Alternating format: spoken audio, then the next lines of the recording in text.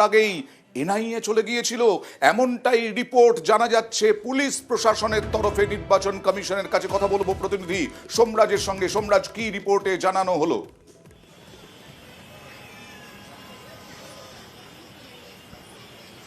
দেখো, পূর্ব মেদিনীপুরের ভূপতিনগরের ঘটনায় দুটি রিপোর্ট যা পূর্ব মেদিনীপুরের জেলা শাসক তথা ডিস্ট্রিক্ট ইলেকশন অফিসার রাজ্যের সিইও দপ্তরে পাঠিয়েছে। কিছুক্ষণ আগেই সেই রিপোর্ট পাঠানো হয়েছে। যেটা কমিশন সূত্রে জানা যাচ্ছে, প্রথমত পূর্ব মেদিনীপুর জেলার পুলিশ সুপার যে রিপোর্ট দিয়েছেন সেখানে স্পষ্টত উল্লেখ করা হয়েছে যে এনআইএর অফিসাররা নিগ্রহের শিকার হয়েছেন, এইটি উল্লেখ করা হয়েছে। পাশাপাশি তারা রিপোর্টে এটাও উল্লেখ করেছেন যে ভোর 4:30 নাগাদ তাদের কাছ থেকে পুলিশ চাওয়া হয়েছিল এবং তারপর পুলিশের ফোর্স রেডি করা হচ্ছিল, কিন্তু রেডি করার সময় তাদের কাছে খবর এসে পৌঁছায় এনআইএর অফিসাররা শারীরিকভাবে নিগ্রহের শিকার হয়েছেন এবং তারপরই পর্যাপ্ত পরিমাণে পুলিশ পাঠানো হয়। অর্থাৎ এনআইএর অফিসাররা যে নিগ্রহের শিকার হয়েছেন সেই কথা রিপোর্টে উল্লেখ করা হয়েছে। পাশাপাশি আরও একটি রিপোর্ট এসডিওর তরফে দেওয়া হয়েছে, যে রিপোর্টটিও রাজ্যের সিইও দপ্তরে পাঠানো হয়েছে। সেই রিপোর্টেও উল্লেখ করা হয়েছে যে তাদের কাছে খবর আসার পর নির্বাচন কমিশনের যে প্রোটোকল আছে সেই প্রোটোকল মোতাবেকই পদক্ষেপ নেওয়া হয়েছিল। পুলিশ প্রশাসনও যেমন যায় তেমনি ডেপুটি ম্যাজিস্ট্রেট পর্যায়ের আধিকারিকরাও যায়। অর্থাৎ রিপোর্টে একটা বিষয় উল্লেখ করা হয়েছে যে এনআইএর আধিকারিকরা নিগ্রহের শিকার হয়েছেন, কিন্তু সেই খবর তাদের কাছে ভোর 4:30 সময় পৌঁছায় যখন তারা পুলিশ চেয়ে পাঠায়, কিন্তু তার আগেই গোটা ঘটনাটি ঘটে যায়। এই রিপোর্টই পাঠানো হয়েছে রাজ্যের সিইও দপ্তরে এবং সূত্র মারফত খবর সিইও দপ্তরের তরফে সেই রিপোর্ট জাতীয় নির্বাচন কমিশনের কাছে পাঠানো হয়েছে।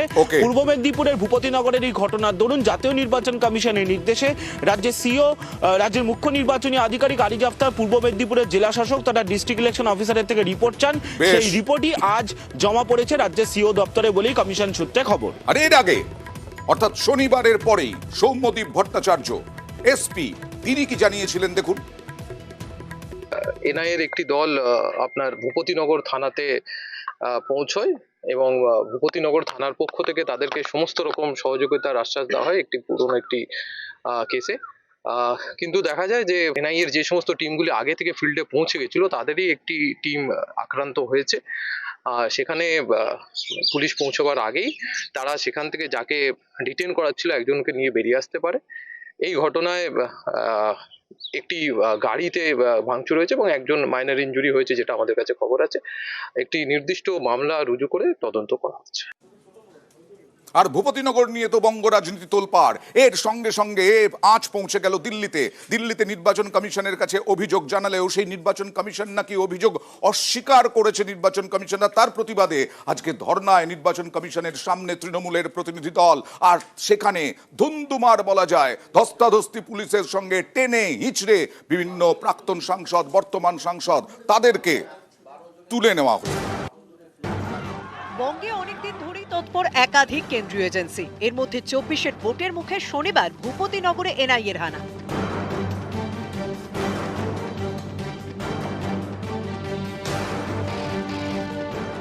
গ্রেপ্তার করা হয় তৃণমূলের 2 নেতাকে। এ নিয়ে গরম ভোটের হাওয়া। टीएमसी चाहती है कि उसके तोलाबाजों को, भ्रष्टाचारी नेताओं को आतंक का खुला लाइसेंस मिले। इसलिए जब केंद्र की जांच एजेंसियां आती है तो टीएमसी उन पर हमले करती है। महिला लोगों को कम किया, पुलिस को नहीं बता के आप 3 बजे जाके हमला करते हैं महिला के ऊपर और 5 बजे पुलिस को इंफॉर्मेशन देता है। ये क्या कोई तरीका है? এই কথার যুদ্ধের মাঝেই সোমবার নির্বাচন কমিশনের তৃণমূল কেন্দ্রীয় এজেন্সিগুলির বিরুদ্ধে নালিশ জানায় তৃণমূলের প্রতিনিধি দল। এর আগে নির্বাচন কমিশনের সঙ্গে দেখা করার সময় চেয়ে চিঠি পাঠায় ঘাসফুল শিবির। তৃণমূল জানায় তাদের 10 জন প্রতিনিধি যাবেন কমিশনের অফিসে। চিঠিতে রাজ্যের শাসক দল দাবি করে একাধিক কেন্দ্রীয় এজেন্সি ইচ্ছাকৃতভাবে হাঙ্গামা তৈরির চেষ্টা করছে। ভোট থেকে তৃণমূলের ফোকাস সরাতে এই সব করা হচ্ছে। আমরা চাই ইলেকশন কমিশন সমান মাঠে খেলার ব্যবস্থা করুক, যা কিছু হবনবিং করিয়ে চালাতে পারে এটা যেন বন্ধ হয় ইমিডিয়েট। দাবি করেছি যে ইমিডিয়েট এনআইএ, ইডি, সিবিআই এবং ইনকাম ট্যাক্সের যারা হেড আছেন চিফ, তাদেরকে ইলেকশন কমিশন দায়িত্ব নিয়ে চিফদেরকে বদল করুন। ভূপতিনগরে ঘটনা তো তৃণমূলের বিরুদ্ধে নালিশ হয়েছে, সে আবার কোথা থেকে নালিশ চোর যাচ্ছে পুলিশের কাছে? ভালো কথা, নির্বাচন কমিশনের কাছে একটু কান্নাকাটি করে আসুন। এরপরে তো তৃণমূল কংগ্রেসের নাম রুদালি পার্টি হয়ে যাবে। প্রথমে কমিশনের নালিশ, তারপর কমিশনের দপ্তরের বাইরে 24 ঘন্টা ধর্ণা শুরু করেন তৃণমূলের প্রতিনিধিরা। তাদের দাবি, এজেন্সির অপব্যবহারের অভিযোগ এদিন মানতে চায়নি কমিশন। পূর্ব মেদিনীপুরে ভূপতিনগরে বিস্ফোরণের ঘটনাটি ঘটে 2022-এ। হাইকোর্টের নির্দেশে এই ঘটনা তদন্ত করছে এনআইএ। শনিবার ভোরে তারা ভূপতিনগরে হানা দেয়, 2 তৃণমূল নেতাকে গ্রেপ্তার করে। গ্রামে গিয়ে আক্রান্ত হতে হয় এনআইএ-কে। শনিবারে ভূপতিনগর থানায় অভিযোগ দায়ের করে এনআইএ। পরে সেই ভূপতিনগর থানাতেই শ্লীলতাহানি সহ একাধিক অভিযোগে এফআইআর দায়ের হয় এনআইএর বিরুদ্ধে। 2টি মামলারই তদন্তে এদিন গ্রামে যায় পুলিশ, কথা বলেন প্রত্যক্ষদর্শীদের সঙ্গে, বয়ান রেকর্ড করে। তো যে গাড়িটা ভাঙা দেখাচ্ছে সেই গাড়িটা তো এই রাস্তায় ঢুকতে পারবে না, এই তো ছোট রাস্তা। আর যেখানটা দেখাচ্ছে সেখানটা কি যে ফাঁকা মাঠের মধ্যে দেখাচ্ছে, আর যেখানটা বিক্ষোভ হয়েছিল ওখানে কোনো মাঠ নেই। শনিবার যে 2 তৃণমূল নেতাকে এনআইএ গ্রেপ্তার করে তাদের মধ্যে একজন তৃণমূলের অঞ্চল সভাপতি বলাই চরণ মাইতি, আরেকজন তৃণমূলের বুথ সভাপতি মনোব্রত জানা। এছাড়াও আরো 3 তৃণমূল নেতা রয়েছেন এনআইএ স্ক্যানারে। পূর্ব মেদিনীপুর জেলা পরিষদের পূর্ত কর্মাধ্যক্ষ মানব বড়ুয়া, নবকুমার পণ্ডা এবং সুবীর মাইতি। শনিবার গ্রামে গিয়ে এই 3 জনেরও খোঁজ করে এনআইএ, কিন্তু নাগাল পায়নি। সূত্রের খবর, এদিনও ভূপতিনগর গিয়ে ওই 3 তৃণমূল নেতার খোঁজ খবর নেয় এনআইএ। নিউজ 18 বাংলা। আর এবার দেখাবো যেটা বলছিলাম, নির্বাচন কমিশনের সামনে থেকে তৃণমূলের 10 প্রতিনিধি দলকে কিভাবে 10 প্রতিনিধিকে কিভাবে পুলিশ তুলে দিল দেখুন সেই ছবি। পুলিশের সঙ্গে ধস্তাধস্তি, চ্যাংদোলা করে তুলে দেওয়া হলো প্রতিনিধি দলের সদস্য Derek O'Brien, Dola Sen, Saket Gokhale. Sir please आइए, सर आइए प्लीज, सब आ रहे हैं, वो बैठ गए, सर देखिए कोई आएगा प्लीज, नो लो यार, ले आओ स्टेट को यहाँ लाइए, यहाँ को मैजिस्ट्रेट को लाइए, हमें करके कहाँ ले जा रहे हो, हमें रिमांड कर दीजिए आप। শান্তনু সেন, সাকেত গোখলে, ডেরেক ওব্রায়েন, দোলা সেন मंदिर मार्ग बोल के कहीं और लेके जा रहे हैं, आप किडनैप कर रहे हैं, তাদেরকে বাসে করে बोल के कहीं और ले जा रहे हैं। নিয়ে যাওয়া হলো থানায়।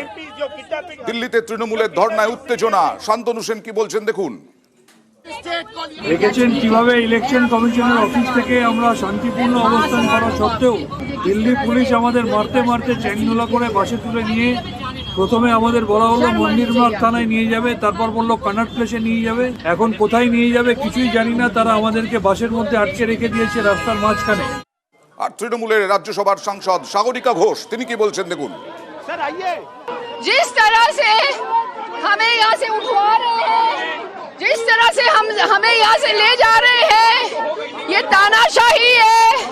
दिल्ली पुलिस ने मुझे धक्का दिया, मुझे गिरा दिया, मुझे गिराया गया, बल उपयोग किया, घसीट के हमें घसीट के ले जा रहे हैं। আর এদিকে আমরা কথা বলেছিলাম পাল্টা রাজ্যসভার সাংসদ বিজেপির শ্রমিক ভট্টাচার্যের সঙ্গে। ধর্ণা দেওয়ার অধিকার তো রাজনৈতিক দলের আছে, ধর্ণা দিন না, কিন্তু যেটার জন্য যাবার প্রয়োজন আদালতে সেটা নির্বাচন কমিশনে গেছেন কেন? ধর্ণা, অবস্থান বন্ধ সবকিছু করুন না, সবাইকে ডেকে নিন। আরো একা একা কেন করছেন? সীতারাম ইয়েচুরিকে ডাকুন, রাহুল গান্ধীকে ডাকুন, মোহাম্মদ সেলিম, মমতা ব্যানার্জি, লালু প্রসাদ যাদব, যারা যারা আছেন সব পশ্চিমবঙ্গে নিয়ে আসুন, নিয়ে সেখানে মিছিল করুন। আর এই যে নির্বাচন কমিশনের অফিসের সামনে থেকে এইভাবে টেনে হিঁচড়ে তুলে দিল পুলিশ, এই নিয়ে অভিষেক বন্দ্যোপাধ্যায়ের নেতৃত্বে রাজ্যের তৃণমূল কংগ্রেস তারা যাচ্ছে রাজ্যপালের কাছে। বিস্তারিত জানবো প্রতিনিধি আবিরের সঙ্গে। আবির, অভিষেক বন্দ্যোপাধ্যায় ছাড়াও কতজনের প্রতিনিধি দল? দেখুন, রাজভবনের কাছে সময় চাইল হচ্ছে তৃণমূল কংগ্রেস। রাজ্যপালের সঙ্গে তারা আজকেই দেখা করতে চায়। অভিষেক বন্দ্যোপাধ্যায় সহ মোট 12 জন প্রতিনিধি দল রাজভবনে তারা যেতে চায়। দিল্লির যে ঘটনা ঘটেছে সেই ঘটনা নিয়েই তাদের তরফ থেকে রাজ্যপালের কাছে দেখা করার সময় চাওয়া হয়েছে এবং সেখানে তাদের বক্তব্য জানাতে চলেছে। তৃণমূল কংগ্রেসের বক্তব্য সেটা হচ্ছে যে নির্বাচন ঘোষণা হয়ে গিয়েছে, নির্দিষ্ট দাবি নিয়ে নির্বাচন কমিশনের কাছে তারা গিয়েছিল, সেখানে গিয়ে তারা জানিয়েও এসছে তাদের বক্তব্য, কিন্তু কোনো একটি বিষয় নিয়ে তারা সহমত পোষণ করেননি। সেই পরিস্থিতির কারণে তারা বসেছিলেন হচ্ছে দিল্লিতে নির্বাচন কমিশনের সদর দপ্তরের বাইরে শান্তিপূর্ণভাবে ধর্নাতে। যে ধরনের পরিস্থিতি তারপর তৈরি হয়েছে, তাদের বক্তব্য হচ্ছে জোর করে বলপূর্বক তাদেরকে সরিয়ে নিয়ে যাওয়া, মহিলা যারা সাংসদ রয়েছেন তারা নিগৃহীত হয়েছেন এমন অভিযোগও তৃণমূল কংগ্রেস আনছে। ফলে এই যে যাবতীয় যে পরিস্থিতি, এই পরিস্থিতি নিয়ে তারা রাজ্যপালের সঙ্গে দেখা করতে চান, সেই কারণেই তার সময় চাওয়া হয়েছে। এখনো পর্যন্ত তৃণমূল কংগ্রেস সূত্রের খবর রাজভবনের তরফ থেকে সুনির্দিষ্ট করে সময় এখনো পর্যন্ত কিছু দেওয়া হয়নি। তবে তৃণমূল আশাবাদী আজ রাতের মধ্যেই রাজ্যপাল সময় দেবেন, কলকাতাতে ফিরলে তার পরিপ্রেক্ষিতেই অভিষেক সহ 12 জনের প্রতিনিধি দল রাজভবনে যাবেন দেখা করতে। ওকে, যা জানা যাচ্ছে রাত 8:30 নাগাদ রাজভবনে আসবেন রাজ্যপাল। আর মমতা বন্দ্যোপাধ্যায় সবার পর সভায় এই যে এজেন্সির ব্যবহার, সেই এজেন্সির ব্যবহার নিয়ে তোপ দাগছেন, একেবারে প্রধানমন্ত্রীকে তোপ দাগলেন। আজকে রায়পুর থেকে তিনি স্ত্রী শক্তির আহ্বান জানালেন, দেখুন।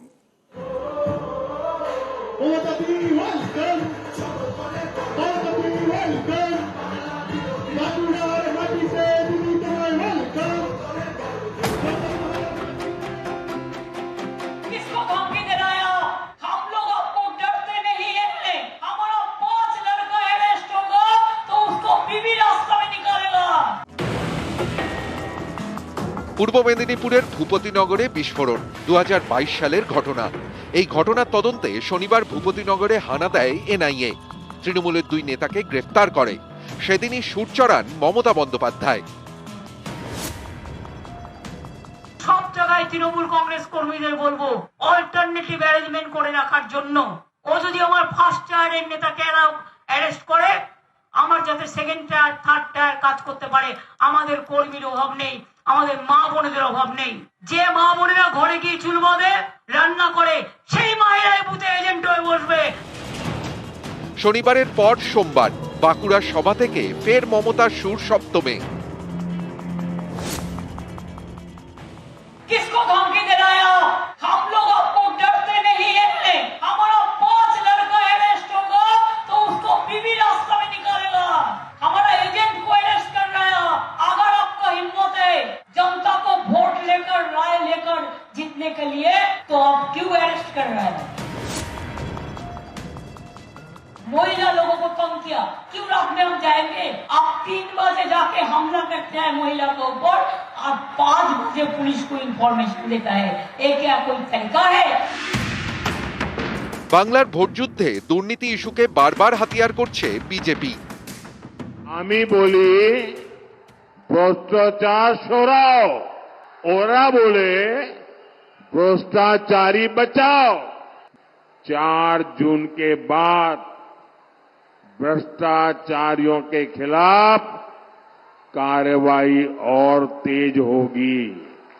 একটা প্রধানমন্ত্রীর পক্ষে ये भाषा की शोभा पाए? चुन चुन के अरेस्ट करेगा, सबको जेल में भेजेगा। अरे अभी तो जेल हो गया, अभी तो हिंदुस्तान को जेल बना दिया, लोकतंत्र को अब जेल बना दिया। প্রধানমন্ত্রীর হুঙ্কার দেয়া আমি মানতে পারি না, আমি মানবো না, কিন্তু আপনি হুঙ্কার দিলে জেনে রাখবেন আমরা হচ্ছি রয়্যাল বেঙ্গল টাইগার। মৃত বাঘের থেকে আহত বাঘ কিন্তু আরো সাংঘাতিক। আমরা যদি লড়াই করি, সে লড়াই সামলানোর ক্ষমতা আপনাদের কারো নেই।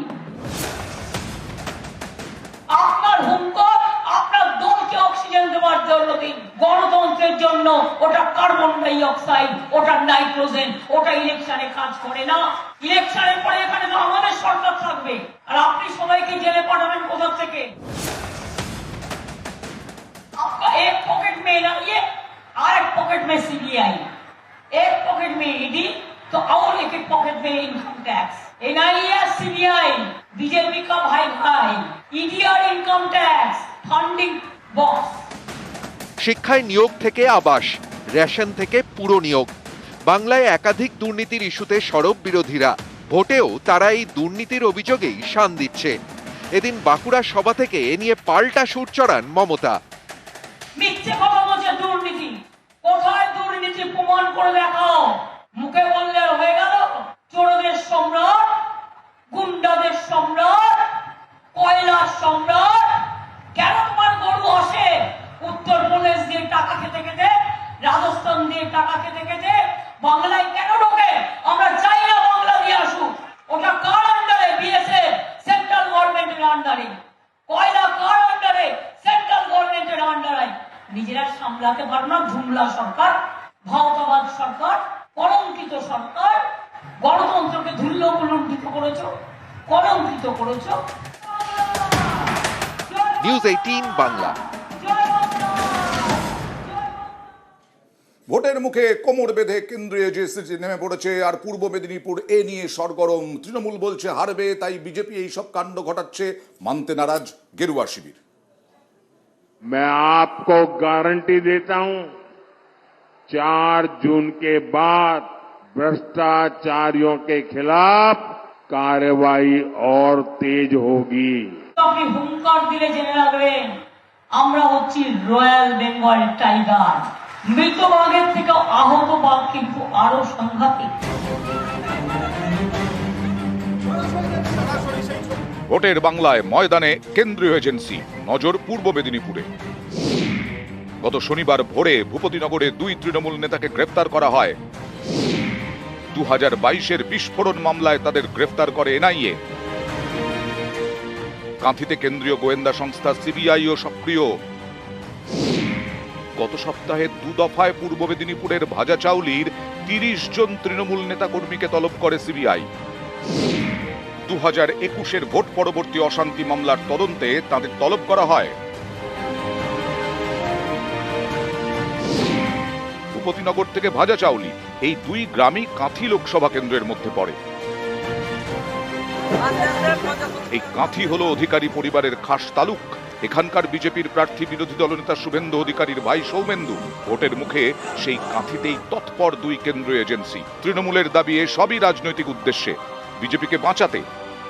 বিজেপি ভাবছে একটা ম্যাচ খেলবে, রেফরিকে দিয়ে অপোনেন্টকে লাল কার্ড দেখিয়ে মাঠ থেকে সরিয়ে দেবে।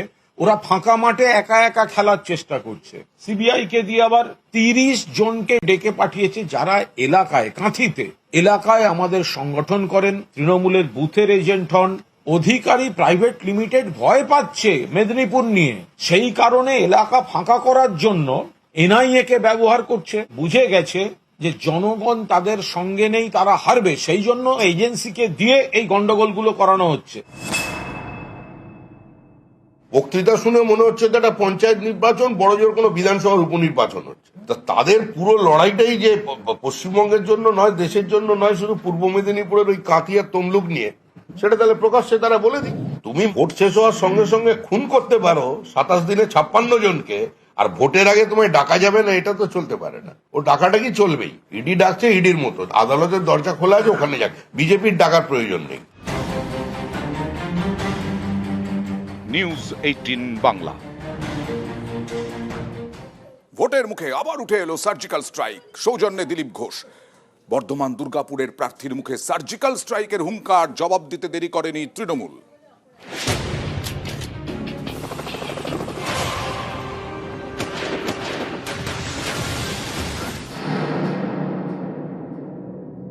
মধ্যরাত্রে হোক আর শেষ রাত্রে হোক, যখন দরকার হবে চোরেদের বাড়িতে ইডি সিবিআই যাবে, এনআইএ যাবে, কেউ বাঁচবে না। যদি পুলওয়ামা হতে পারে, বালাকোট হতে পারে, এখানেও সেরকম তার চেয়েও বড় সার্জিক্যাল স্ট্রাইক হতে পারে।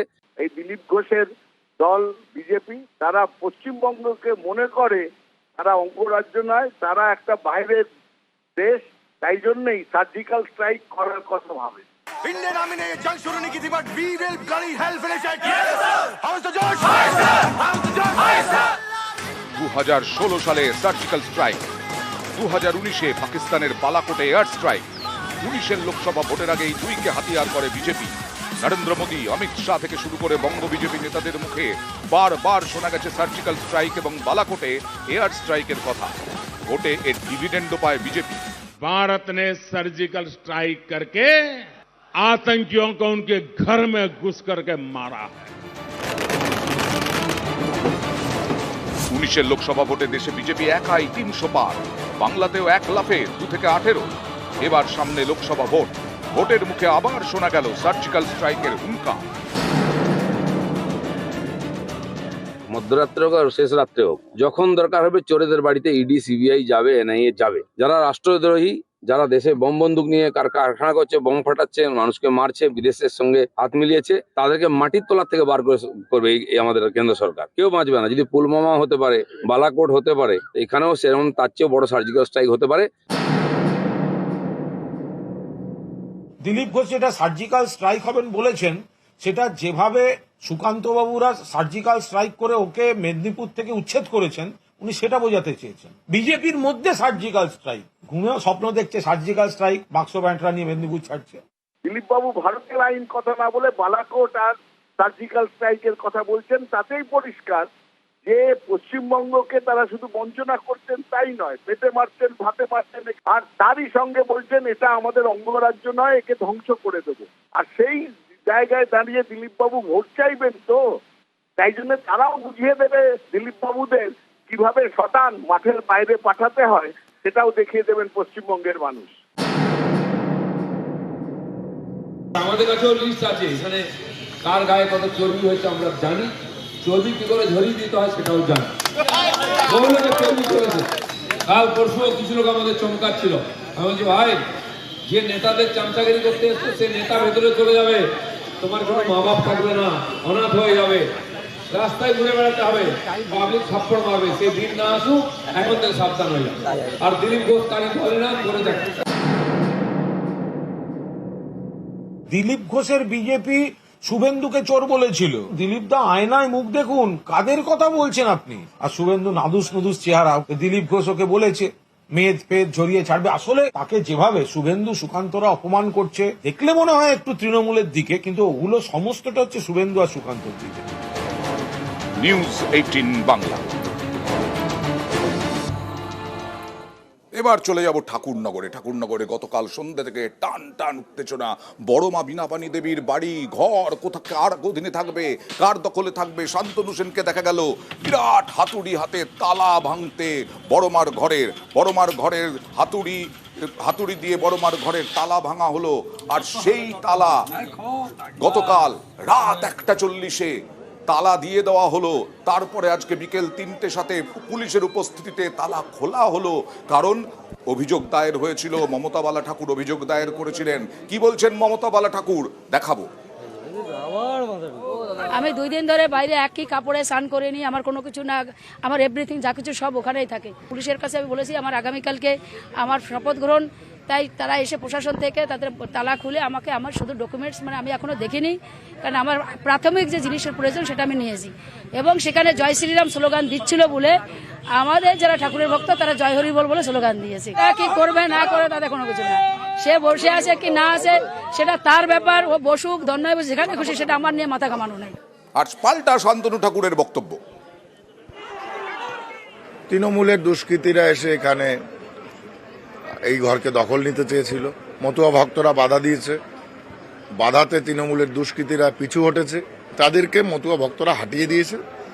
আর যখন এরকম একটা ঘটনা ঘটে সাধারণভাবেই সেখানে একটু চেঁচামেচি হয়, সেটা হয়েছে। তো মমতা ঠাকুরেরও এই সিদ্ধান্ত মেনে নেওয়া উচিত, ভক্তদের হাতে এই ঘরকে ছেড়ে দেওয়া হোক, এটা হেরিটেজ হোক, এটা সুরক্ষা হোক।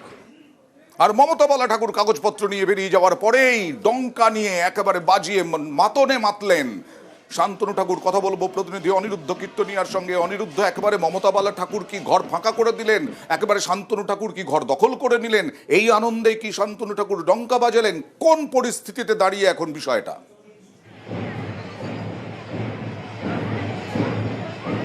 দেখো অনিন্দ, তোমাকে জানিয়ে রাখি যে ঠিক আজকে 3:07 নাগাদ মমতা ঠাকুর আজ সকাল থেকে যে অভিযোগ করছিল যে গতকাল রাত থেকে বড়মা বিনাপানি দেবী ঠাকুরের যে ঘর, সেই ঘরে তালা মারার পর থেকে তিনি বাইরে ছিলেন, এক কাপড়ে ছিলেন এবং তিনি বাইরে তার একটি ঘর, টিনের ঘর, সেখানে রাত কাটিয়েছিলেন। তার অনেক কাগজপত্র রয়েছে এই ঘরে, সেই দাবি তুলেছিলেন এবং শান্তনু ঠাকুর জানিয়েছিলেন যে তার যদি কাগজপত্র থেকে থাকে অবশ্যই মতুয়া মহাসংঘের সঙ্গে কথা বলুন, মতুয়া মহাসংঘ তাকে সেই কাগজ ফিরিয়ে দেওয়ার ব্যবস্থা করবে। সেই মতোই 3:07 নাগাদ পুলিশের মধ্যস্থতায় শান্তনু ঠাকুরের স্ত্রী সোমা ঠাকুর পৌঁছায় প্রাথমিকভাবে, পরবর্তীতে মমতা ঠাকুর পৌঁছায় এবং দুজনের উপস্থিতিতে মমতা ঠাকুর তার কাগজপত্র নিয়ে বেরিয়ে যেতেই মমতা ঠাকুরের অনুগামীরা প্রাথমিকভাবে স্লোগান তুলতে থাকে মমতা ঠাকুরের নাম করে, পরবর্তীতে শান্তনু ঠাকুরের অনুগামীরাও স্লোগান তুলতে থাকে শান্তনু ঠাকুরের নাম করে। একদম বলা যেতে পারে নতুন করে আজকে উত্তেজনা। তাহলে দাঁড়ালোটা কি? কার ঘর এখন?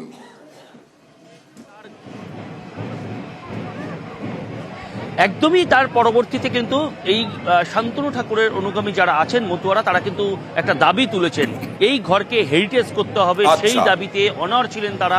তারা প্লাকার্ড নিয়ে বড়মা বিনাপানি দেবী ঠাকুরের যে ঘর, সেই ঘরের সামনে অবস্থান বিক্ষোভ কর্মসূচি গ্রহণ করে। সন্ধ্যা নামতেই তারা ডঙ্কা কাশি নিয়ে বাজাতে শুরু করে এবং সেখানে দেখা গেছে ডঙ্কা বাজাচ্ছেন শান্তনু ঠাকুর। বলা যেতে পারে খড়গ্রামে শুট আউট, মুর্শিদাবাদের খড়গ্রামে জমি বিবাদের জেরে সংঘর্ষ, শুট আউট হলো, আহত 2। দেখছেন সেই ভয়াবহ ছবি।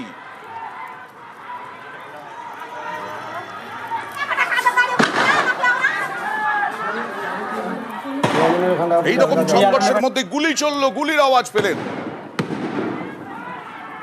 দুপক্ষের মধ্যে গুলির লড়াই, গুলিবিদ্ধ 2, আহত আরো 5 জন। জমি বিবাদ, তাতে গুলিও চলছে। প্রতিনিধি প্রণবের সঙ্গে। প্রণব, কি কেন হলো এরকম? গুলি চললো একটা সংঘর্ষে।